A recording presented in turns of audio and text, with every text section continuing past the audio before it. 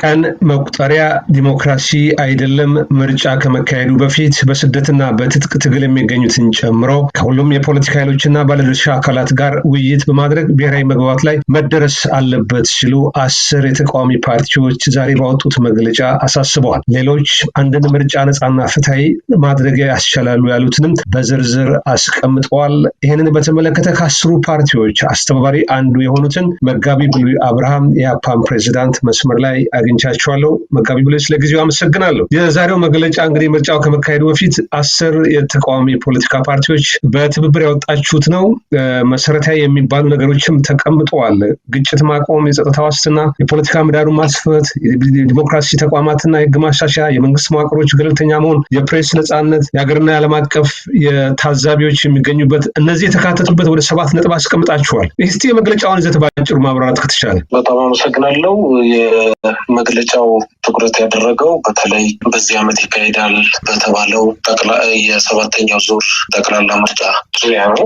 ምርጫው ከመደረጉ በፊት አስቻይ ሁኔታዎች አስፈላጊ ናቸው ብለን ስላመንን ለምርጫው አስቻይ ሁኔታ ይሆናሉ ያልናቸው ለይተን 7 ጉዳዮችን ለመግለጫ አብቅተናል ማለት ነው። 7 ጉዳዮች ላይ እነዚህም ትኩረት ያደረግንባቸው የመጀመሪያው የሰላምና የጸጥታ ጉዳይ ላይ ነው። በሀገሪቱ ውስጥ በኦሮሚያ፣ በአማራ፣ በትግራይም በሌሎችም አካባቢዎች ላይ ያሉ የጸጥታ ችግሮች አሉ። ስለዚህ ፖለቲካዊ ጥያቄዎችም አሉ። በድርድርና ሁሉን አቀፍ ውይይት መፈታት የሚገባቸው ሰፋፊ ጉዳዮች ስላሉ በአስቸኳይ ሁሉን አቀፍ ድርድርና ውይይት እንዲደረግና ወደ ድርድር እንድንመጣ የሚጠይቅ ነው። መንግስት የሆነው አካል ወደ ድርድር መጥቶ ችግሮቹን እንዲፈታ የሚጠይቅ ዋና ነጥብ ያለው መግለጫ ነው። መግለጫው ትኩረት ያደረገው አንዱ እሱ ነው። ሌላው የፖለቲካ እስረኞች እንዲፈቱ በተለያየ አካባቢ ያሉ የህግና የማንነት የአመለካከት ስላላቸው ብቻ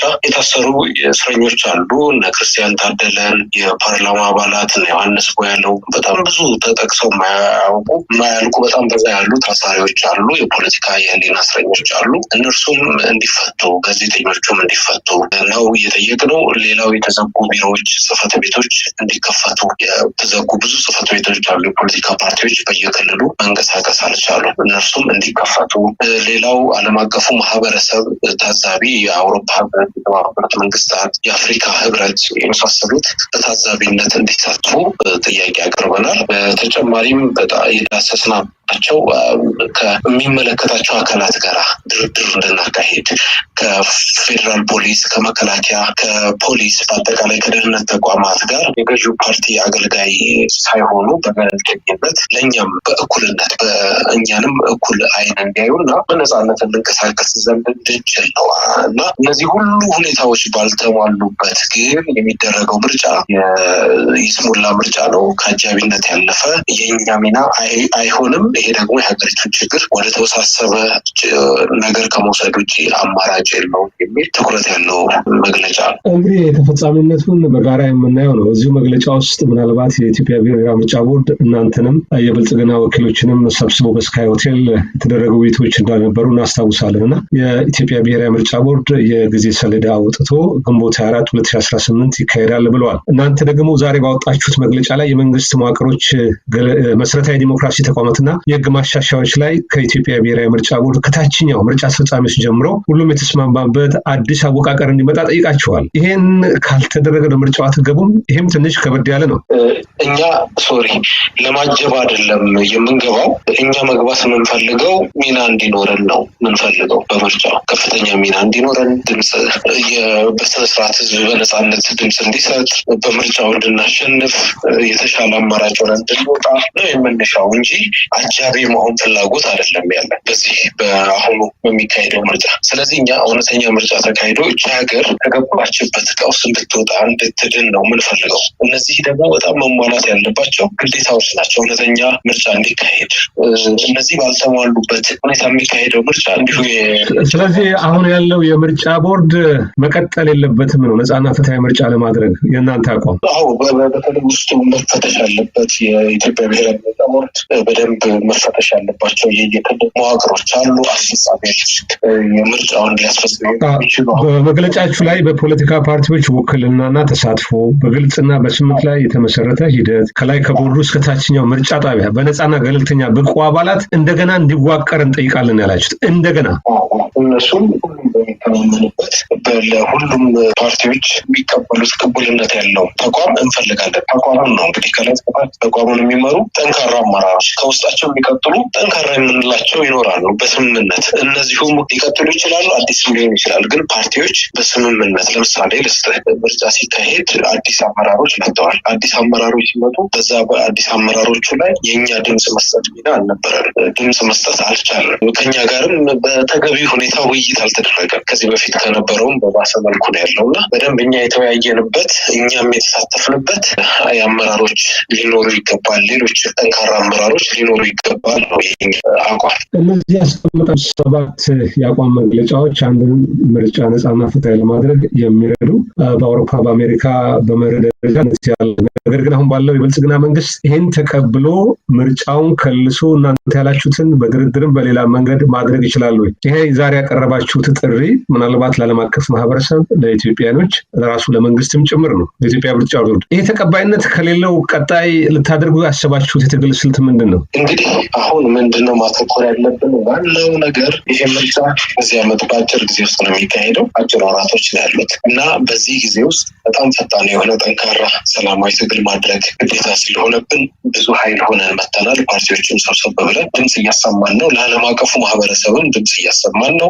እንደ ወዳጅ ሀገር ጥረት እንዲያደርጉ ዲሞክራሲያዊ፣ ፍትሃዊ፣ ነጻ፣ ገለልተኛ ምርጫ እንዲካሄድ ጥረት እንዲያደርጉና ድጋፍ እንዲያደርጉ ለኢትዮጵያ ሕዝብም ጥሪ እያደረግን ነው። ለሕዝቡም ጭምር ነው እንግዲህ ጥሪ እያደረግን ያለ ነው። የኢትዮጵያ ሕዝብ በዚህ ታሪካዊ ምርጫ ላይ የራሱን አሻራ እንዲያኖር እና የተቻለውን ነገር እንዲያደርግ ወደፊት የምናደርጋቸውን ሰላማዊ ትግሎች አብሮን ከኛ ጎን እንዲቆም ነው ዋናው ጥሪያችን። ከዚህ በኋላ የሚለው ጠንካራ ትግል ነው እንግዲህ ይህንንም ሁኔታ አስቻይ ሁኔታ እንዲኖር የሚያደርገው። ስለዚህ በመግለጫ ብቻ የተወሰነ ተገደበ ነገር ሳይሆን የምናደርገው ከዚህ በኋላ የተለያዩ የሰላማዊ ትግል አይነቶችን እናከናውናለን። እንዲስተካከሉ ጥረት እናደርጋለን። ስርዓቱን በቀላሉ እንደማይሰማ በመግለጫ ብቻ እንደማይሰማ ላለፉት ጊዜያቶች ብዙ መግለጫዎችን አውጥተን በተግባር አይተነዋል። ነገር ግን እኛ የመጀመሪያውን እርምጃ ተራምደናል። 10 ሆነን መጥተናል። ይሄ የብዙሃኑ ፓርቲዎች ሀሳብ ነው። ሌሎችም ፓርቲዎች ደግሞ ተቀላቅለውን የሚመለከታቸው ተቋማትም ከኛ ጎን ቆመው ጠንካራ ትግል እንዲያደርጉ ጥሪም መቀስቀሻም ነው።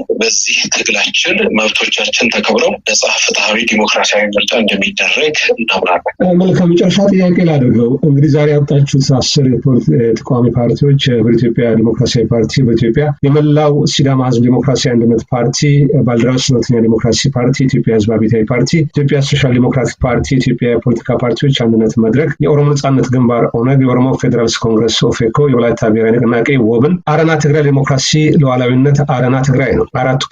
10 ፓርቲዎች ናቸው። ቀላል አይደለም ስብስቡ። ምናልባት ይሄ 10 ፓርቲ በህዝባዊ እምቢተኝነት መንግስትን በማስገደድ በኢትዮጵያ ውስጥ ነጻና ፍትሃዊ ምርጫ ለማውጣት እንደው በመጨረሻ የምታቀርቡት ጥሪ ያለ ማስገደድም ሊሆን ይችላል። እንግዲህ ህዝባዊ እምቢተኝነት ብዙ መገለጫዎች ስላሉት አሁን እናንተ ምርጫው ከመካሄዱ በፊት ያስቀምጣችሁት ቅድመ ሁኔታ አንዱ የትግል ስልት ይመስላል። እዛ ውስጥ ብዙ የተቀመጡ ነገሮች አሉ።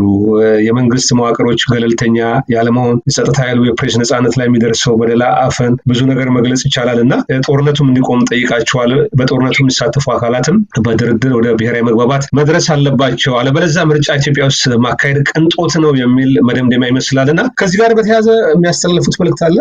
ከዚህ በኋላ የሚኖረውን ትግል ህዝቡ ሊያግዝ ይገባል። ምክንያቱም ከፍተኛ ጠንካራ ሰላማዊ ትግል ይፈለጋል፣ ከሁላችንም ይጠበቃል። ምክንያቱም ከሀገር ከገባችበት ቀውስ ሁኔታ አንጻር ነገሩ አልጋ ባልጋ አይደለም። የብልጽግና መንግስትን በቀላሉ የሚሰማ መንግስት እንዳልሆነ ያለፉት 7 ዓመታት አስተምረውናል፣ አሳይተውናል።